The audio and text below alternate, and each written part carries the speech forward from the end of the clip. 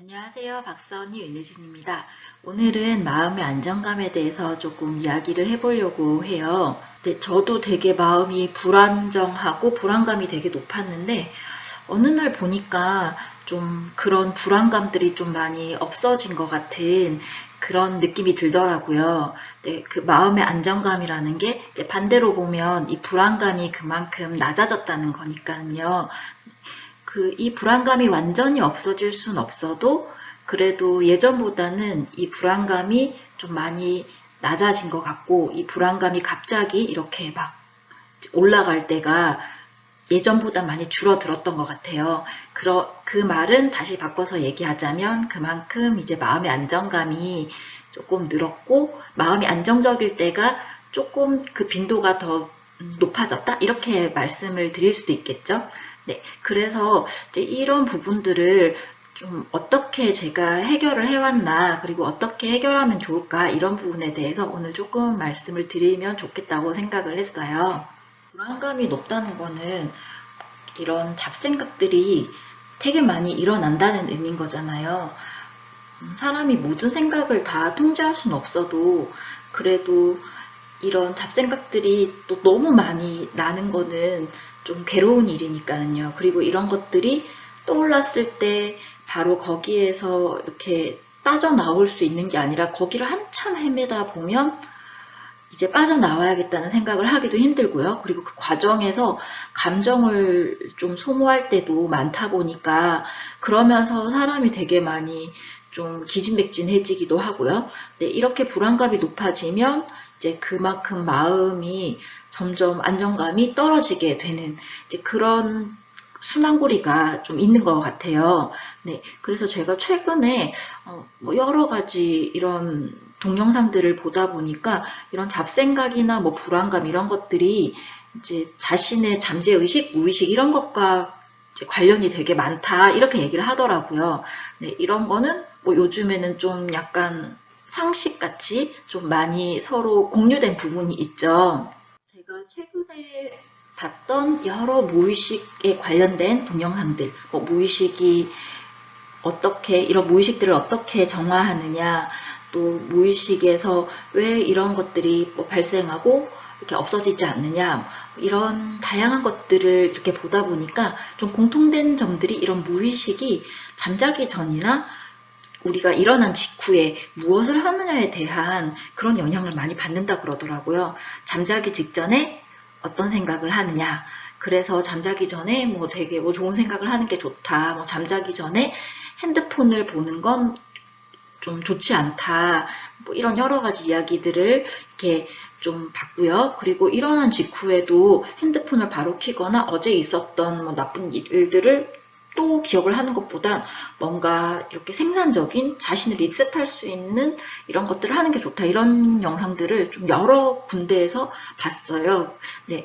근데 이제 뭐 잠자기 전에 뭘 하는 건 저도 이렇게 좀 됐다가 안 됐다가 하더라고요. 어떨 때는 내가 뭐 바라는 나의 모습 아니면 내가 하고 싶은 일들에 대한 것들을 생각할 때도 있지만 좀 그러지 못할 때도 있거든요. 이제 그래도 저는 일어난 직후에 뭔가 저를 리셋하는 그런 것들은 이제 루틴이 만들어진 것 같다 이런 생각을 하게 됐어요. 이런 여러 무의식을 정화하는 무의식을 설명하는 이런 동영상들을 보면요. 그래서 이 부분에 대해서 조금 더 설명을 드리도록 할게요. 저는 일어난 직후에 하는 일이 이제 새벽 공부를 하죠. 6시에 시작을 한다고 해서 6시에 일어나진 않아요. 좀 전에 일어나서 세수도 하고 이렇게 물도 한 잔 따뜻하게 준비하고 이런 시간도 좀 있긴 한데 뭐 물론 더 일찍 일어난다면 아침에 잠깐 몸을 풀기도 하고 이제 그렇긴 한데 어쨌든 뭐 이런 거 저런 거 다 떠나서 저는 아침에 일어나면 제일 먼저 하는 스케줄이 새벽 공부죠. 30분이면 그렇게 긴 시간은 아니지만요. 그래서 그때 하는 게 이제 책을 읽는데 제가 이때 읽는 책들은 아무래도 뭔가 정신 건강에 도움이 되는 책들을 읽으려고 선택을 하는 편이거든요. 마음을 어떻게 먹어야 된다라든지 아니면은 뭐 그 심리들에 대해서 뭔가를 설명을 했다라든지 그런 것 중에서도 좀 인간에 대해서 긍정적으로 보는 것들 이런 책들을 좀 찾아서 읽으려고 하죠. 네.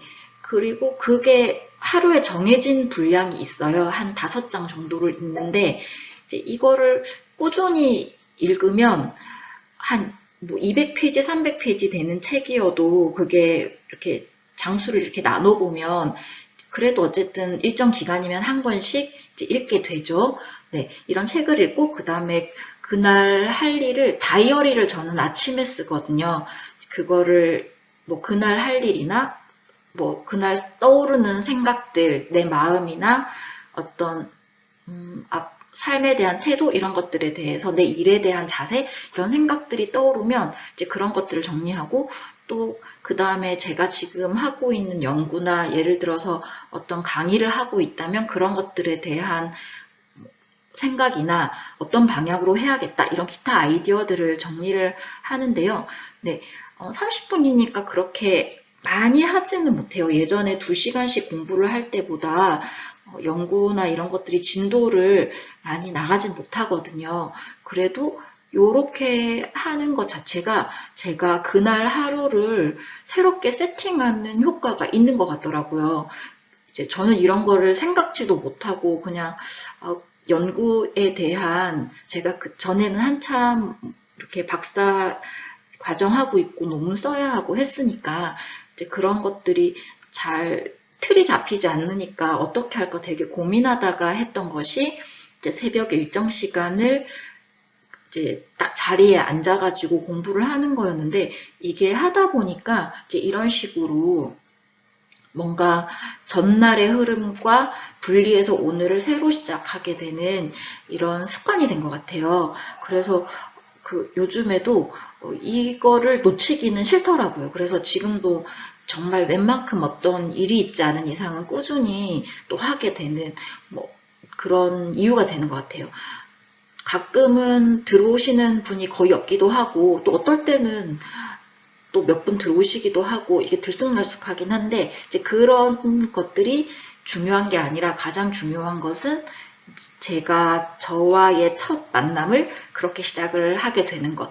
그래서 이제 일어난 직후에 제가 시작하는 이런 일들이 제 무의식을 나름대로 정화하는 하나의 루틴 그리고 하나의 의식이었다 이런 생각을 이제 하게 됐거든요.